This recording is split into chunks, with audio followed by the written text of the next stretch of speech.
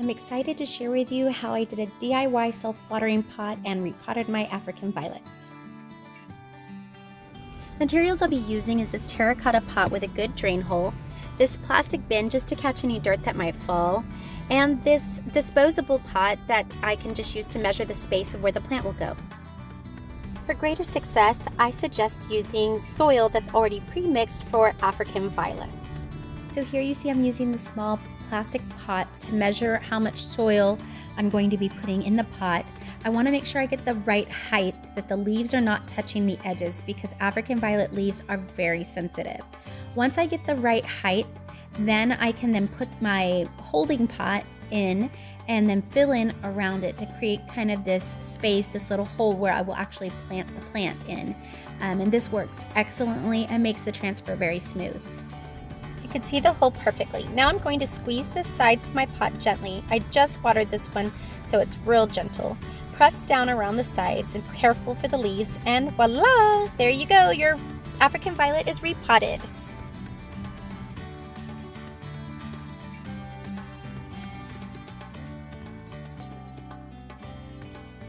Now for the moment you've been waiting for, how to make a self-watering pot.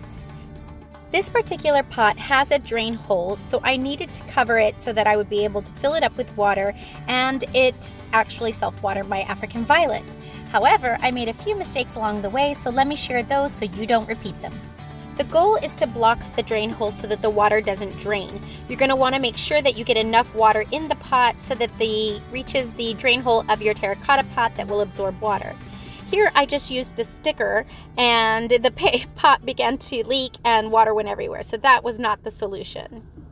Next I got my glue gun and some parchment paper and a pin to be able to measure the size of the hole and then try to make a plug just using hot glue from a glue gun. And unfortunately, just using it as a plug didn't work either. I plugged it in, it fit perfectly. However, water still leaked out and it did not hold the water in like I needed it to. So I moved on to the next solution, which was to include what I used as my measuring tool. So I got the nickel that I used to measure the hole with, and I actually took the glue gun and I filled the hole that was at the bottom of the pot just to make sure there wasn't going to be any type of leakage or anything like that. Then I put the nickel in, sealed it a little bit more, and I felt really bad about using money, so I decided to use a coin that I would not need very often, and that was a peso that I had in one of my little drawers. So the peso worked just the same size as the nickel, and then I started the process all over again, and I'm happy to report that months later after doing this, the pots are still functioning perfectly. The plants are looking great. They love their self-watering pots. I usually water them once a week, and I leave them soaking up the water for about 24 hours because it's a slow process because the terracotta pot is so thick.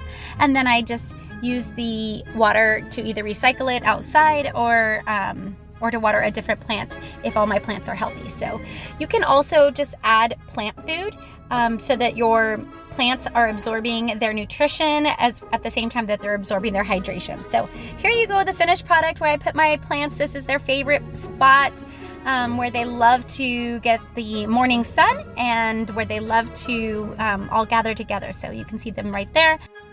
I hope this was a helpful video. Now you can take any pot you'd like and make it into your own self-watering pot. Have a great day!